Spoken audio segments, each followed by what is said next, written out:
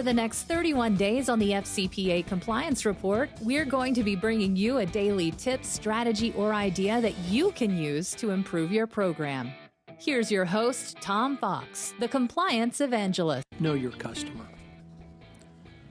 Do FCPA considerations come into play for customers?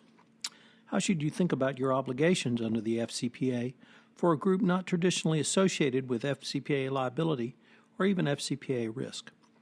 All of those questions and perhaps others were raised by the FCPA investigation into certain transactions in Venezuela by Derwick Associates and a U.S. company, ProEnergy Services. ProEnergy Services supplied turbines that Derwick Associates resold to the Venezuelan government and then installed in that country. This investigation demonstrates why businesses need to be more concerned with not only who they do business, but how their customers might be doing business. In banking, in financial services parlance, you need to ramp up your know your customer information to continue throughout a seller-purchaser relationship in the context of the FCPA as well. A good starting point is the U.S. Department of Treasury's Financial Crimes Enforcement Network, FinCEN, rules on customer due diligence. While they deal specifically with banks, broker-dealers, mutual funds, they inform the broader number of U.S. commercial enterprises doing business outside the United States. They emphasize that AML programs or anti-money laundering programs have four elements: identify and verify the identity of customers, identify and verify the identity of beneficial owners of legal entity customers, understand the nature and purpose of customer relationships, and conduct ongoing monitoring to maintain and update customer information and to identify and report suspicious transactions. Clearly, any FCPA-based due diligence would focus on point 2. A definition of beneficial owner should have 2 prongs. 1, the ownership prong. Each individual who directly or indirectly through any contract arrangement, understanding, or relationship owns 25% or more of the equity interest of a legal entity customer, and or 2, a control prong. An individual with significant responsibility to control, manage, or direct the legal entity customer, including a vice president, executive officer, CFO, CEO, COO, managing member, general partner, etc., and any individual who might perform irregular functions. Under point 3, the entity subject to the regs needs to understand the nature and purpose of the customer relationship. The regulation further explains that to gain an understanding of a customer in order to assess the risk associated with the customer, to help inform when the customer's activity might be considered suspicious. Such an inquiry could help a business to understand the relationship for the purpose of identifying transactions in which the customer would not normally expect it to be engaged. Identifying such transactions is a critical and necessary aspect of complying with the existing requirement to report suspicious activities and to maintain an effective AML or indeed anti-corruption compliance program.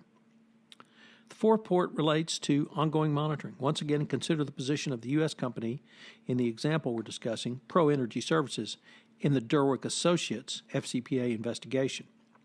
What can or should it have done in the way of ongoing monitoring of its customer? The regulation states that the industry practice involves using activity data to inform what types of transactions might be considered normal and what types of transactions might be considered suspicious. FinCEN understands that information from monitoring could be relevant to the assessment of a risk posed by a particular customer. The requirement to update a customer's profile as a result of ongoing monitoring, including obtaining beneficial ownership information for existing customers on a risk basis, is different and distinct from a categorical requirement to update or refresh information received from the customer at the outset of the relationship at prescribed periods. Lastly, the obligation to understand the nature and purpose of customer relationships monitoring is also deemed a necessary element of detecting and reporting suspicious activities. There does not have to be a direct bribe or other corrupt payment directly made by a U.S. company to have liability under the FCPA. Indeed, FCPA enforcement is littered with companies that have paid bribes through third parties. Moreover, as the Fifth Circuit Court of Appeals said in the K versus U.S. case, we hold that Congress intended for the FCPA to apply broadly to payments intended to assist the payor, both directly and indirectly. Let me emphasize that word, indirectly. ProEnergy Services would seem to be at the far edge of potential FCPA liability, but if it knew or had reason to know, or perhaps even should have known, that some nefarious activity or nefarious conduct was ongoing by its customer, it does not take too many steps to get to some FCPA exposure for the U.S. company who sold to the company in question. The FinCEN rules on customer due diligence for financial institutions therefore make a good starting point for other commercial entities to consider. So, what are today's 3 key takeaways? Well, number one, and most importantly, you as the Chief Compliance Officer, non-banking and non-financial services entities need to consider their KYC or Know Your Customer obligations in the context of international business and the potential FCPA risk. I cannot emphasize that enough. 2, the FinCEN rules on customer due diligence are a good starting point for the non-financial institution, but they're only that, they're a starting point. You'll need to graft these specifically for your business, and as we know from the FCPA, the Department of Justice and SEC want you to assess your risk and manage your risk. Take a look at your potential customer risk. And finally, number 3, ongoing monitoring should be used, and the information obtained from this ongoing monitoring needs to be incorporated back into your customer risk profile going forward. Here you can think of my favorite word, the OODA feedback loop, and it's the same in ongoing monitoring around customer due diligence. You have an obligation to affirmatively continue to do due diligence on your third parties, your business ventures, and I believe on your customers. This may be a new avenue or way for you to look at risk. Nevertheless, I think given everything we've seen about potential FCPA exposure, and now with not only trade sanctions but increased knowledge around money laundering, this is going to be the new cutting edge and coming thing for the compliance profession. Hello, everyone. This is Tom Fox.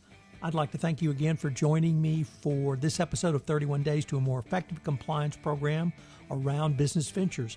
And I hope you will join me for our next episode tomorrow. This podcast series on 31 Days to a More Effective Compliance Program is a production of the Compliance Podcast Network.